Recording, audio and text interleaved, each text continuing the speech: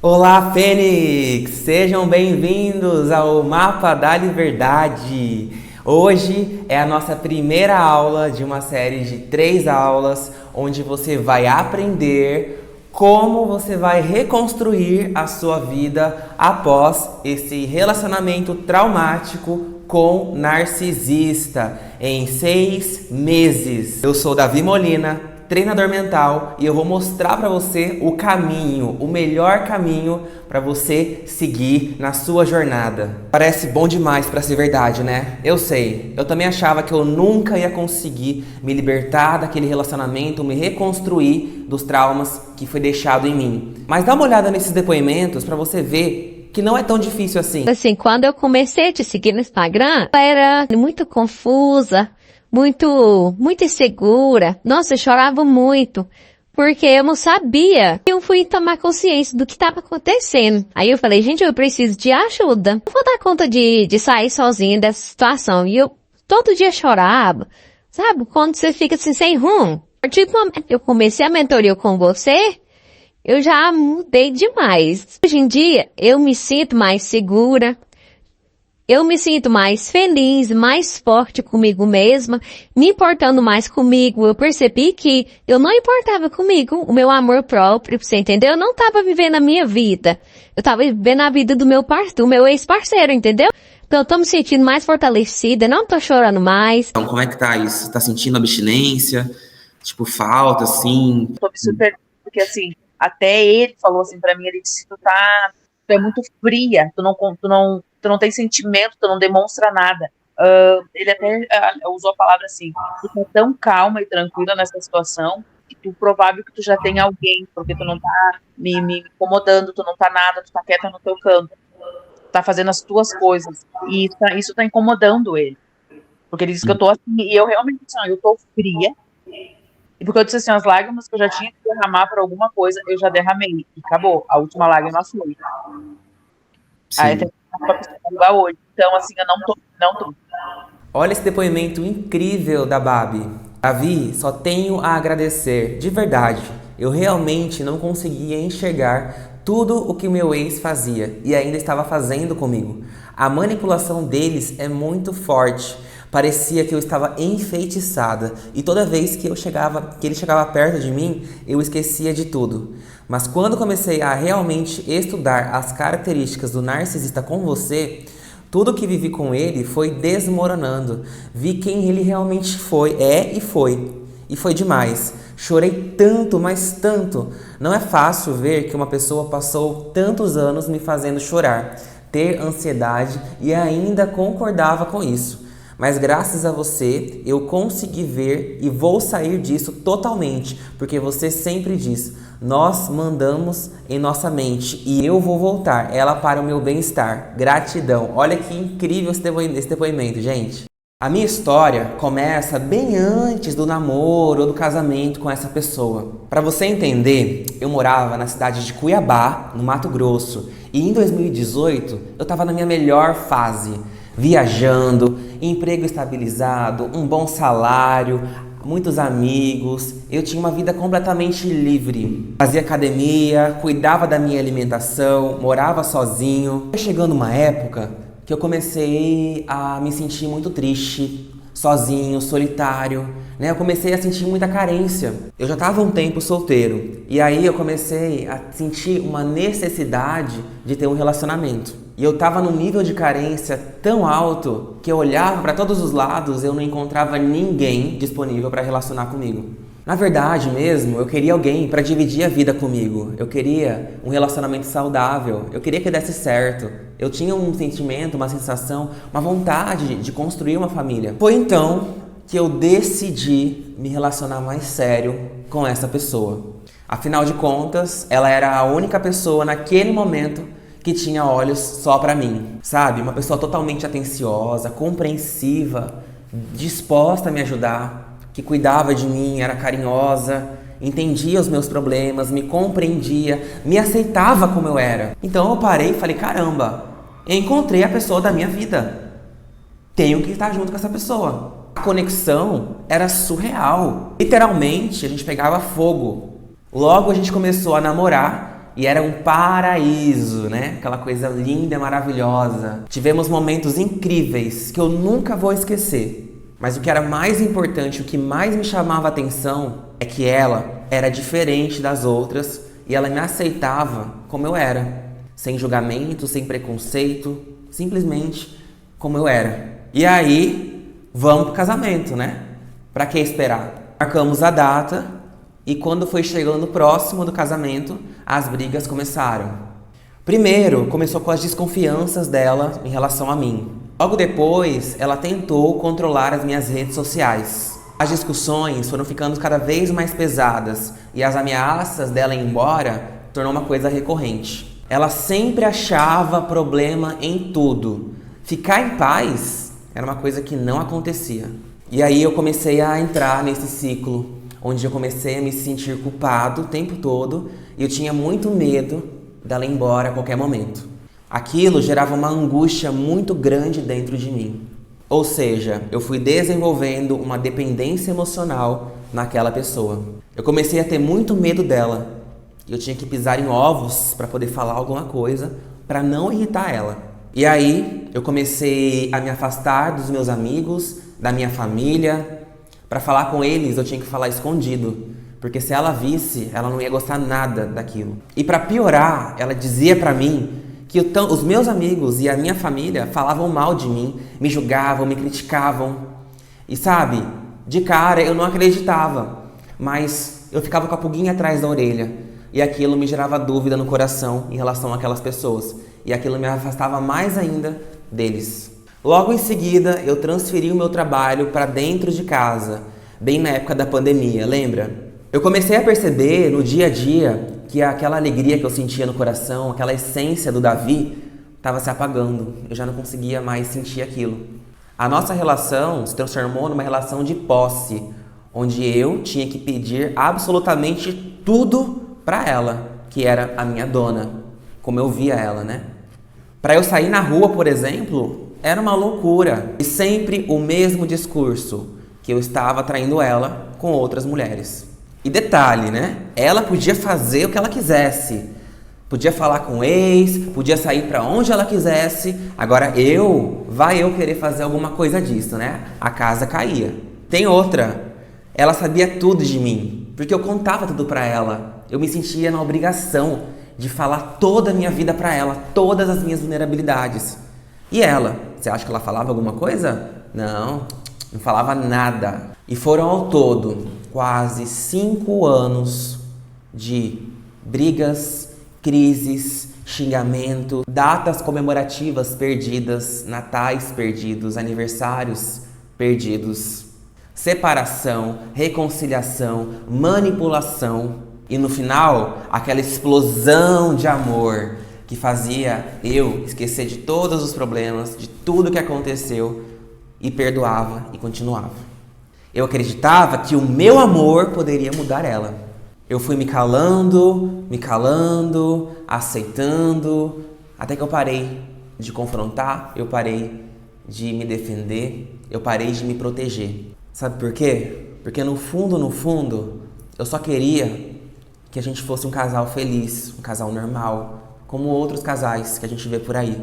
Foram 5 vezes tentando sair dessa relação, mas eu sempre voltava. E eu sempre tinha uma pergunta na minha cabeça. Por que que eu tô aceitando viver isso na minha vida? Talvez pela nossa filha, ou talvez porque eu tinha medo de não dar conta, de começar tudo de novo, começar tudo sozinho. Ou talvez também porque eu tinha medo que ela pudesse fazer alguma coisa contra mim ou contra minha filha. Resumindo, eu sempre tentei salvar ela. Eu levei ela no psicólogo, no psiquiatra, mas o que acontecia? Ela criticava todos eles e não continuava nada. Investi em uma empresa para ela trabalhar dentro de casa. Você acha que funcionou? Não deu certo. Foi aí então que eu comecei a perceber que eu comecei a entrar num ciclo de ansiedade. E aí eu precisei me afastar do meu trabalho. Comecei a ficar mais magro, mais ansioso, mais agressivo. Mas dentro aqui do meu peito, eu tinha aquela obrigação, sabe? Que eu tenho que continuar nesse casamento, eu tenho que fazer dar certo. Não tinha como, né? Envergonhar minha família. mostrar para todo mundo que eu dei errado, que eu não consegui. Não passava na minha cabeça essa opção. Eu tinha que manter aquela imagem. Foi quando então eu descobri um curso de inteligência emocional lá na minha cidade, em Cuiabá. E fui eu lá procurar a verdade que eu precisava encontrar, porque eu não estava mais conseguindo sustentar aquela situação. Eu precisava de respostas. Gente, foi uma explosão da minha cabeça. Eu saí daquele treinamento pensando, caramba, como eu não via essas coisas, como eu não sabia quem eu era. E ali foi o grande início do meu despertar. E a partir dali, eu comecei a investir mais em mim. Eu comecei a fazer treinamentos, cursos, mentorias. Foi mais de 50 mil reais em investimento. Até que então, mesmo naquela situação que eu estava ansioso, estressado, eu me tornei um terapeuta e comecei a ajudar outras pessoas que também estavam passando pelas mesmas coisas que eu estava. E detalhe, sem apoio nenhum daquela pessoa. Pelo contrário, resistia, criticava, me julgava, dizia que eu era um sonhador, que eu nunca ia chegar onde eu queria. Mas dentro de mim eu tinha sempre uma certeza, que dizia que esse era o caminho certo. E eu fui. Durante 4 vezes que eu tentei sair daquele relacionamento, eu voltei. E eu não entendi o porquê. Na 5ª vez, alguma coisa mudou. E para ser sincero com você, eu não sabia o que tinha mudado. Mas alguma coisa na minha mente foi instalada para que eu não aceitasse mais viver aquela situação. Sabe? Como se fosse um antivírus. O momento de virada realmente aconteceu quando eu vi na minha frente, com os meus olhos, ela manipulando a nossa filha, falando para nossa filha coisas horríveis de mim. Aquilo ali, gente, foi uma facada no meu peito. Não dava mais para aceitar aquilo. Na minha cabeça, naquele momento, acendeu uma sirene vermelha, gritando, alerta, sai daí, vai embora. E assim foi feito. Essa foi a 5ª e última vez que eu me separei.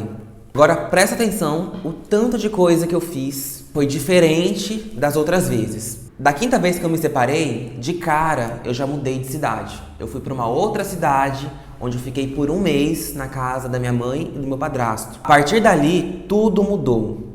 Gente, eu voltei a sonhar de novo. Eu voltei a treinar, eu voltei a me alimentar melhor. Eu voltei a fazer as minhas técnicas de reprogramação mental de maneira mais disciplinada. Eu me conectei mais forte espiritualmente também.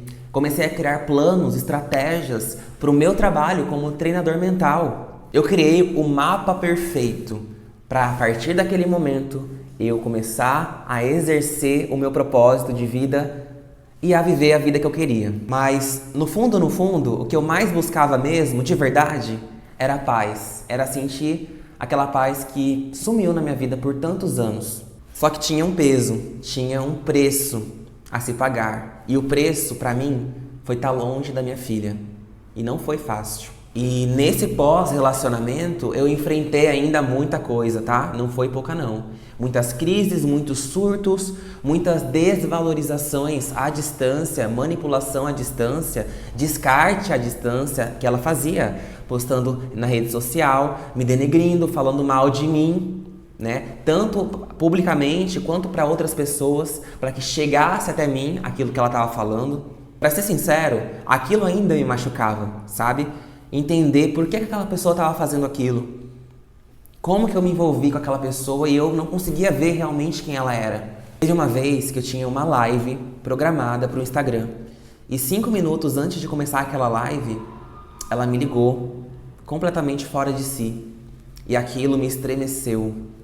Mas naquele momento, com as ferramentas que eu tinha, eu consegui contornar aquela situação e vencer aquela possível crise de ansiedade que aconteceria se fosse o Davi antigamente. Foi difícil, gente. Foi muito difícil. Foi um dos períodos mais difíceis da minha vida. Mas eu tinha um foco, eu tinha que me reconstruir. Afinal de contas, eu tenho uma filha.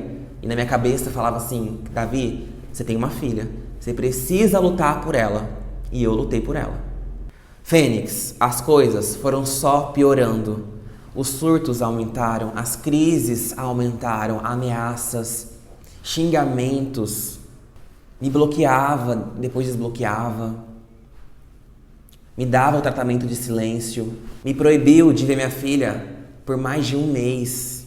E aí eu comecei a perceber que eu estava alimentando dentro de mim aquela raiva, eu estava cultivando aquela raiva, e aquela raiva estava me prendendo, estava me laçando de novo naquela pessoa.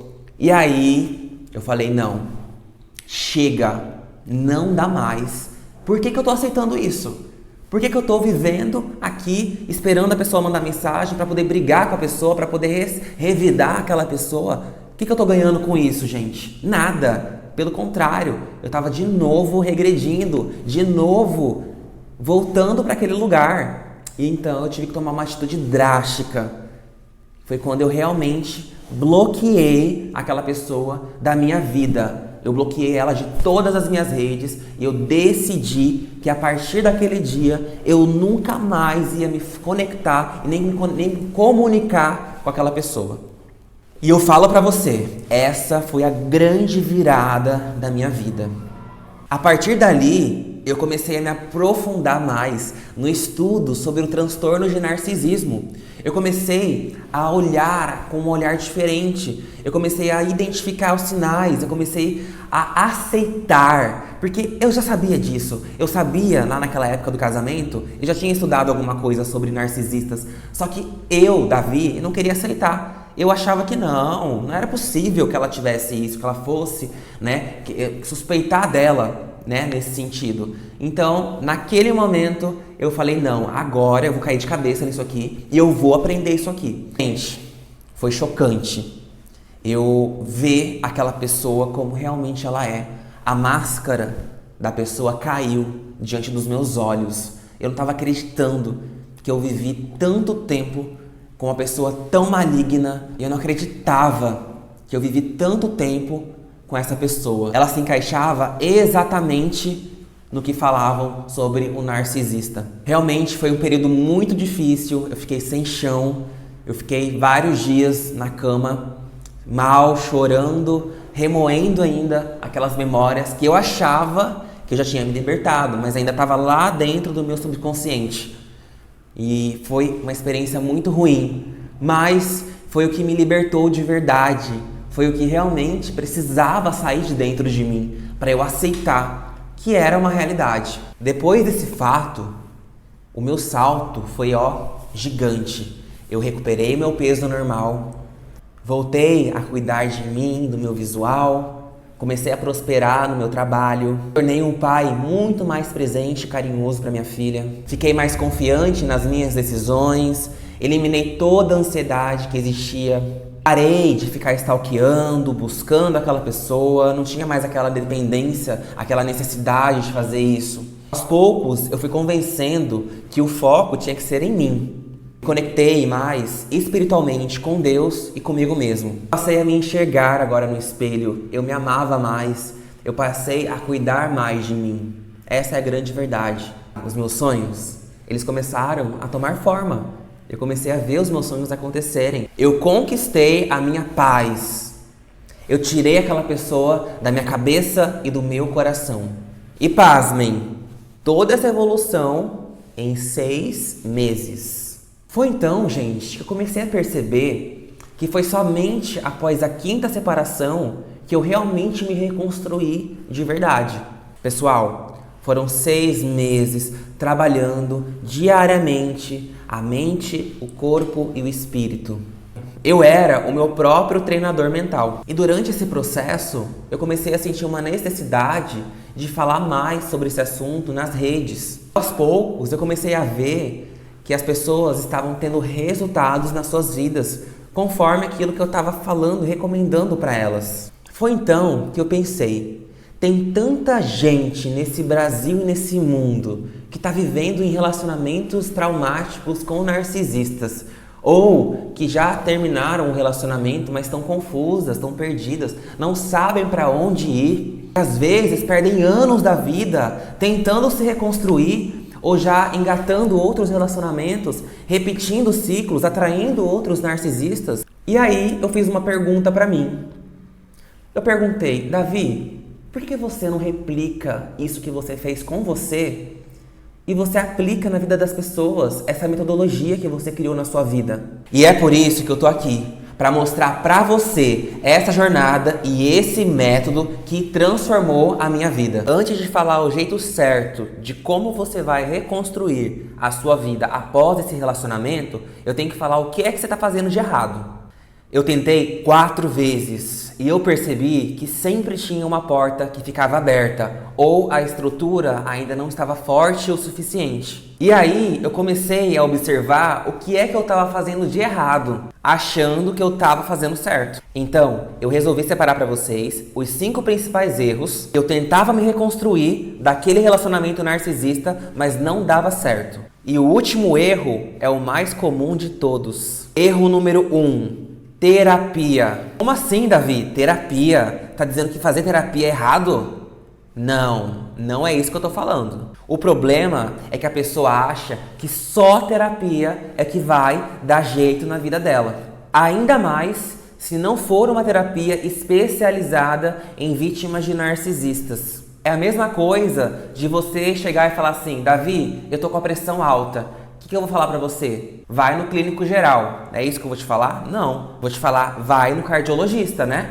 Você vai ter resultados, mas não vai ser tão eficiente quanto. Terapia, pessoal, é essencial, mas colocar toda a sua expectativa nela pode ser desmotivador e frustrante para você. Erro número 2, desabafar. Eu sei que você acha, Davi, desabafar, falar do problema, né? Então, falando do problema, eu vou resolver o problema. Não, negativo. Você não vai resolver o problema. Desabafar constantemente, ficar falando para todo mundo sobre o problema, sobre o narcisista, sobre o que ele fez com você, não vai resolver o teu problema. Pelo contrário, vai piorar. Lembra agora, todas as vezes que você fala dessa pessoa, como é que você fica se sentindo? Você não se sente presa? Você não se sente desmotivada? Cada vez que você conta essa mesma história? Ficar falando excessivamente dos abusos pode dificultar a sua reconstrução emocional. Preste atenção. Erro número 3. Ir à igreja. Agora você foi longe demais, né, Davi? Tá me dizendo que ir na igreja tá errado? Como assim? Ir à igreja ou frequentar uma religião pode sim te ajudar no teu processo de reconstrução. O problema é quando você vai nesses lugares e você não foca no que precisa ser focado, que é Deus, não é? Tem muita gente por aí que vai na igreja ou frequenta suas religiões, mas a cabeça tá lá presa no narcisista e não naquela conexão espiritual. Eu conheço muita gente que vai na igreja para orar para o narcisista. Tá tudo certo, tá tudo bem, mas fica orando para ele, para que ele mude, para que ele volte para a pessoa. E ao invés da pessoa estar lá ouvindo a pregação e absorvendo aquela mensagem, se reconstruindo, ela está focada onde? Lá no narcisista. Ou seja, você sai da igreja mais frustrada porque não está acontecendo a mudança que você quer, você fica com raiva de Deus. Ou seja, será que isso realmente vai ajudar você? Não, vai piorar a sua reconstrução. Então esse é um grande alerta, um grande erro. Erro número 4, postar foto feliz. Tá, Davi, enlouqueceu, né? Deve estar pensando isso de mim. Calma que eu vou explicar onde é que está o erro disso. Presta atenção. Você quer postar foto feliz lá na sua rede social, lá no seu Facebook, no seu Instagram, no seu WhatsApp, porque você realmente está feliz ou porque você quer chamar a atenção lá da pessoinha do longe, do narcisista? Quando você posta uma foto na rede social, você quer que eles saibam onde é que você tá, com quem você tá, as coisas que você tá fazendo? É isso? Porque se for isso, é um grande erro. Ficar buscando essa validação nas redes sociais só vai piorar a sua autoestima e vai te fazer ficar mais presa ainda ao narcisista. Então, tome cuidado com esse erro, hein? Erro número 5. Se distrair com amigos ou trabalho.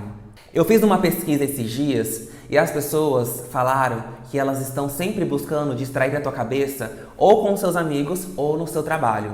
O erro é quando você usa essas distrações como muleta Ou seja, você usa isso como uma desculpa para você não olhar para o verdadeiro problema que está aí na tua frente. Ou seja, aí dentro de você tem algo que está gritando, está pedindo socorro e você possivelmente está distraindo, saindo com amigos, fazendo outras coisas que não olhar para dentro.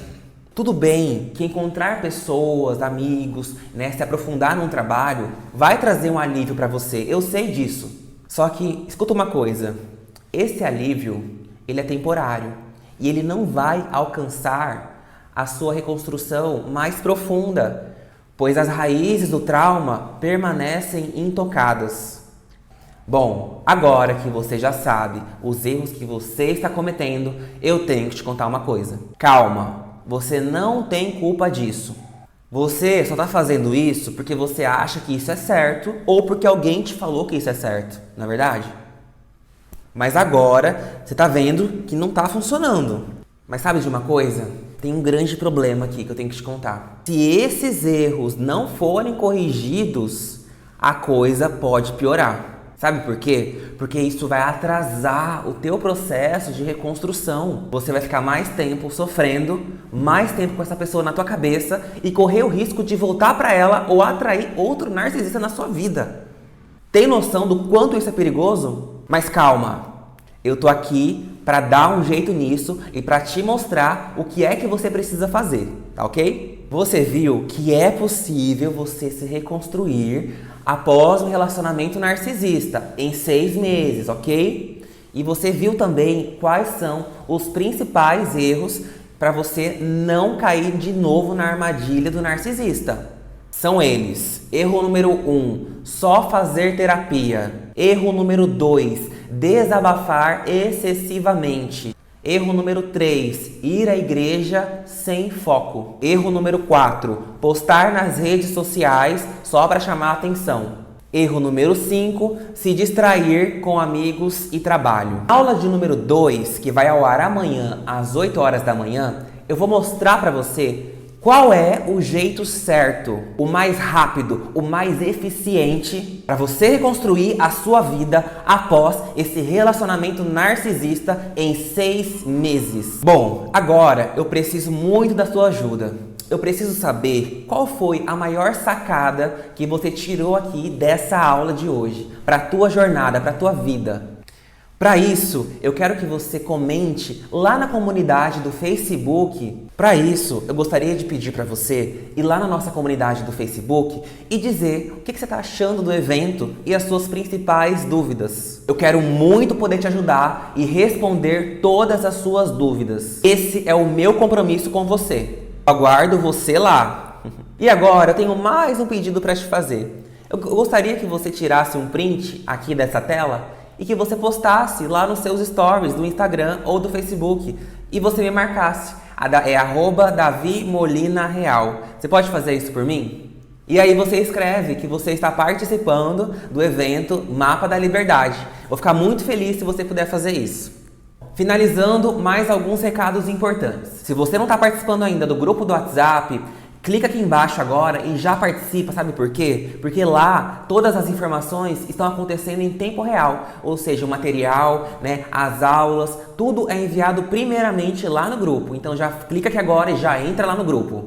Pode ficar tranquilo que o teu nome não vai ficar visível para ninguém entrar lá e falar com você. Só vai falar no grupo os administradores oficiais, tá ok? Gente, essa foi a nossa primeira aula do nosso evento Mapa da Liberdade. Eu vejo vocês amanhã às 8 horas. Um grande abraço. Você não está sozinho, Fênix. Eu tô contigo e não abro mão. Até amanhã.